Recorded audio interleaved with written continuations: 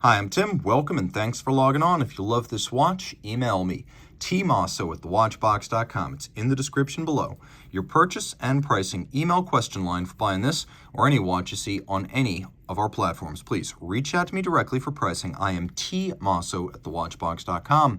The original IWC Portugieser, an oversized watch designed to accommodate a pocket watch movement, launched for the Portuguese market in 1939. Fast forward to the year 2000, and we got the reference 5000, the first Portuguese automatic 7-day. Fast forward again to 2020, and it became the Portugieser Automatic 42, and this 42.3mm stainless steel Portugieser Automatic 42 is the -15 model 2022's Blue Panda. Now that we're up to speed, this is reference 5007-15, and the Blue Panda in the 42.3mm case is 14.2mm thick. It's 50.4mm from lug tip to lug tip, and it has a 22mm spacing between the lugs.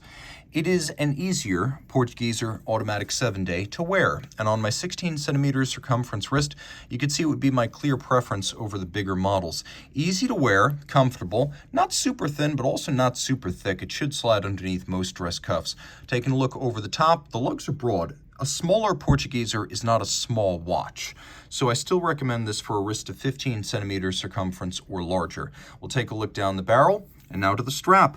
Navy blue, large rectangular scale alligator leather, monotone stitch. We've got a sheer cut edge, a matte finish. On the bottom, calfskin, IWC factory strap, brand new, no crimping, no gouging. Taking a quick look at the deployant clasp here. It is media blasted and polished internally, and then satinated and polished externally, showing excellent attention to detail, and it closes with a nice firm snap. The original Portugieser was very much a product of its time, and that time increasingly celebrated form following function. So like its contemporary, the Patek Philippe Reference 96, the Portugieser featured elegant lugs blended into the case band, a dial featuring small seconds, Arabic numerals vertically arrayed, and leaf-style hands. Of course, the Portugieser was a much bigger watch than the 96, but they were always considered to be two sides of the same coin. And here we continue some of those traditions. Obviously, some cannot be preserved in an era when a power reserve indicator and a date also occupy the dial. But this watch has greater functionality. Note that we have both applique indices, which in delicious detail are faceted on their sides. You can see each one has a bevel on each of its four sides. We also have applique polished blued Arabic numerals for a lush, lovely, and expensive look. The two sunken sub-registers give the watch bilateral symmetry. Each one internally is matte blue with a concentric pattern. Their hands are polished, but the leaf hands at center are blued.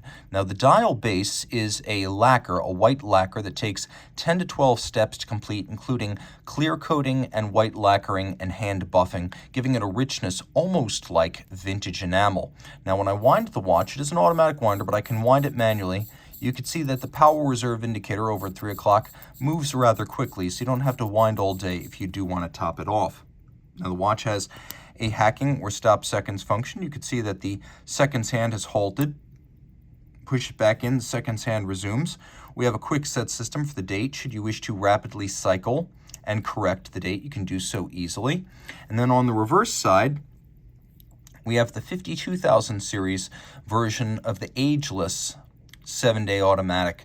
This was born with an 18K beat rate and one mainspring barrel back in the year 2000. Today, you can see through the skeletonized bridge, we have two mainspring barrels, still a 7-day power reserve, but we no longer have the single greatest weakness of this family of movements, which was its susceptibility to galloping and running too fast when fully wound, and then losing a lot of time once it started reaching the end of its power reserve. With twin mainsprings now in series and phased against each other, you have a very consistent and flat torque curve from maximum wind to minimum wind. All of it pivots on 31 joules, and it's adjusted in a chronometer style, 5 positions. You can see that the balance which has been free-sprung for a long time, adjusted in 5 positions, but still equipped with a handmade overcoil hairspring so that the watch will breathe concentrically in every position and keep consistent time in every physical position. Also new on the 52000 series, we have a 4 Hz beat rate rather than the 3 Hz and 2.5 Hz we saw in this movement family historically. It is still one of the largest automatic movements in the world. At 38.2 millimeters in diameter, it perfectly fits inside this case. Other upgrades, we've had ceramic IWC Peloton winding systems for a while, but it remains the latest spec, and we have that tech right here. So the pawl wheel as well as the pawls are black ceramic, negating the need for any kind of lubrication and obviating the need to clean dirt off the movement, as the original Peloton, while very efficient and shock resistant, had a tendency to create dirt on the movement, and so we don't have that problem now with the ceramic variant. You can also see that the bridges on the 52000 series, as well as the rotor, they are fairly skeletonized, giving you a good view of the mainsprings as well as the drivetrain. You can also see through the rotor, which features a rose gold media blasted and polished medallion, and then all of this is 30 meters water resistant. And there is lots to love.